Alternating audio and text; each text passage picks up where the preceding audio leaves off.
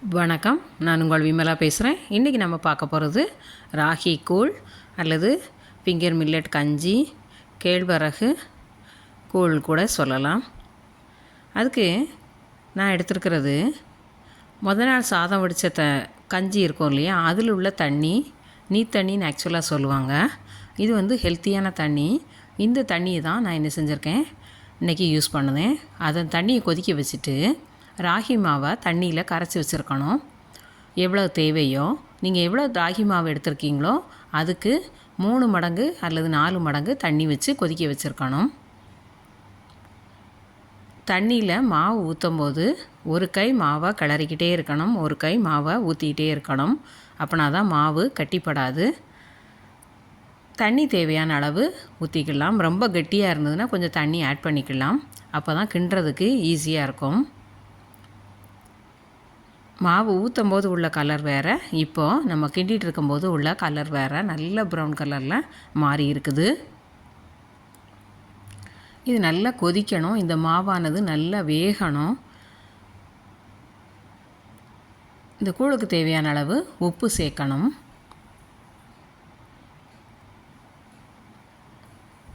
உப்பு கூட குறைச்ச போட்டுக்கலாம். அப்புறம் நம்ம கலக்கி குடிக்கும்போது தேவையான அளவு உப்பு சேர்த்துக்கலாம். இப்போ மாவோட வெந்து வர்றதுக்காக கொஞ்சோண்டு உப்பு சேர்க்கணும். மாவு நல்லா வேகணும். சிம் ஃபயரில் வச்சு கொஞ்சம் நேரம் வேக வைக்கணும். அப்பப்போ கிளறி விட்டுட்டே இருக்கணும், இல்லை அப்படின்னா கீழே அடி பிடிச்சிரும்.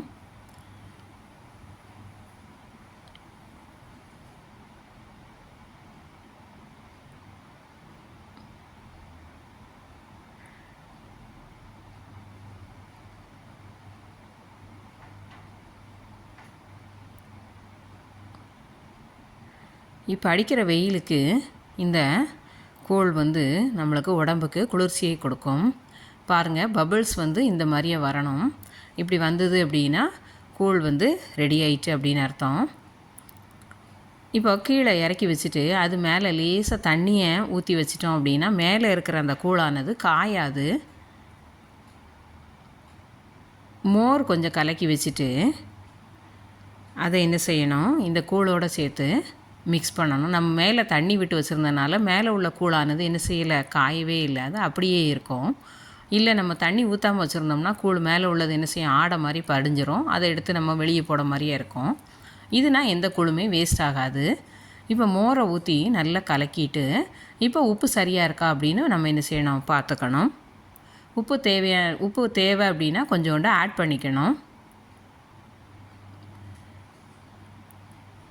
ஆக்சுவலாக உடனே செஞ்சு குடிக்கிறத விட மொதல் நாள் செஞ்சு வச்சுட்டு மறுநாள் நீங்கள் குடிச்சிங்க அப்படின்னா அது அந்த நல்லது செய்யக்கூடிய பாக்டீரியா அந்த கூழில் அதிகமாக இருக்கும்.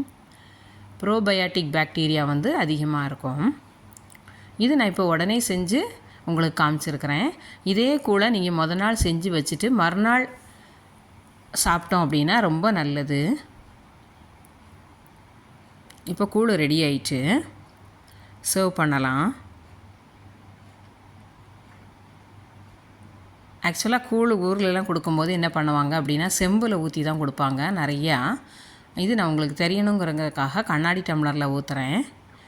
இது மேலே கொஞ்சோண்டு வெங்காயம், சின்ன வெங்காயம் பொடிசாக கட் பண்ணி மேலே தூவிட்டு குடிச்சு பார்த்தீங்க அப்படின்னா எந்த சாப்பாட்டை விடையும் இந்த கூழ் நல்ல அமிர்தமாக இருக்கும். இதுக்கு ஊறுகாய், பச்சை மிளகாய், சின்ன வெங்காயம் வச்சு என்ன செய்யலாம், சர்வ் பண்ணலாம்.